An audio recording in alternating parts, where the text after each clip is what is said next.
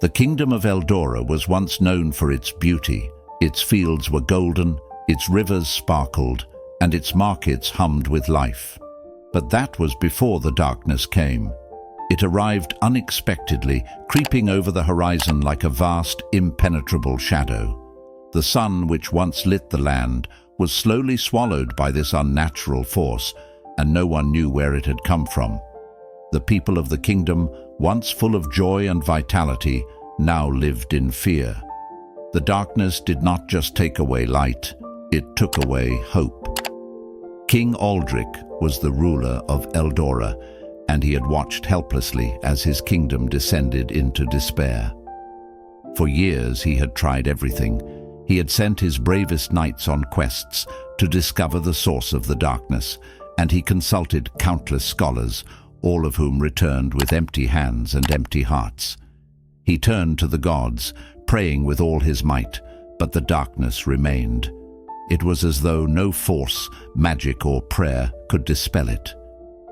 As the darkness stretched on, Aldric's once proud kingdom became a place of despair. Crops withered. People no longer sang in the streets. The markets, once filled with the sound of bargaining and laughter, stood silent. The people were afraid to leave their homes after the sun went down, for they had no idea if it would ever rise again. The king, burdened by the weight of his people's suffering, became consumed by worry. His nights were sleepless, and his days were filled with failed attempts at finding a solution. His hair grayed, his posture sagged, and the once strong king had become a shadow of his former self. But he refused to give up. If there was a chance, however small, that he could save his kingdom, he would take it. One day, after yet another failed attempt to find the source of the darkness, Aldric received a letter from an unknown sender. The letter spoke of a sage, a wise man who lived atop the highest mountain in the kingdom. The letter claimed that this sage had the knowledge to end the curse and restore light to the kingdom, but only if the king was brave enough to seek him out. Aldric, desperate for answers, knew that he had no other choice but to find this sage. He gathered what little strength he had left, mounted his horse, and set out on the long journey to the mountain. The path was treacherous, and the journey was long. He had no idea how much time had passed since the darkness first descended on Eldora. Time had become irrelevant in a land where the sun never shone. After several days of exhausting travel, the king reached the foot of the mountain. The journey had drained him, but he pressed on, determined to find the sage who might hold the key to saving his people. The climb was steep, and the air grew thinner as he ascended, but Aldric was relentless. Finally, after what felt like an eternity, he reached the summit. There, sitting beneath a large tree, was the sage. His long white beard flowed down to his chest, and his eyes were closed in deep thought. He looked as though he had not aged a day in centuries, as if the weight of time had never touched him. Aldric approached with caution, his heart pounding with both fear and hope. "Wise one," the king said, bowing deeply before the sage, "I come from the kingdom of Eldora. My people are suffering. The darkness that has taken our land is endless, and I do not know how to end it. Please, help us." The sage opened his eyes slowly, his gaze steady and calm. "I have heard of the darkness that plagues your kingdom," he said in a voice that seemed to resonate with ancient wisdom, "and I can help you. But you must understand that the solution does not lie in the external world. It lies within you." Aldric's brow furrowed in confusion. "What do you mean?" "I have tried everything. I have searched for answers, consulted the wisest men, and prayed to the gods. Yet nothing has worked." The sage smiled faintly, a knowing glint in his eyes.